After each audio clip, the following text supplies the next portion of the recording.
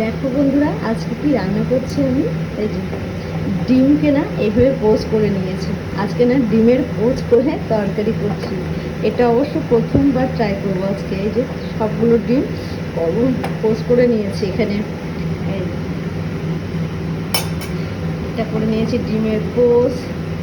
আর এইখানে আলু সেদ্ধ করে তরকারিটা করছি। মশলা দিয়ে দিয়েছি, দিয়ে এখানে কষিয়ে নিচ্ছি। আর সাথে এখানে বেগুন কেটে রেখেছি লম্বা লম্বা করে। এখানে তিল আর পোস্ত আর কাঁচা লঙ্কা বেটে নিয়েছি, বেগুনটা দিয়ে করবো। কালো জিরে ফোড়ন দিয়ে তিল দিয়ে পোস্ত দিয়ে বেগুন খেতে দারুণ লাগে। একদিন তোমরাও ট্রাই করে দেখবে, কালো জিরে ফোড়ন দিয়ে বেশ ভালো লাগে। এই তো আমার রান্না কমপ্লিট। এখানে এই যে ডিমের ঝোল মানে পোচ করে, ডিমের পোচ করে ডিমের তরকারি করলাম। আর এখানে এই যে বেগুন পোস্ত করেছি, মানে পোস্ত দিয়ে তিল দিয়ে বেগুনটাকে করেছি কালো জিরে ফোড়ন দিয়ে। আর এটা খেতে এত সুন্দর লাগে।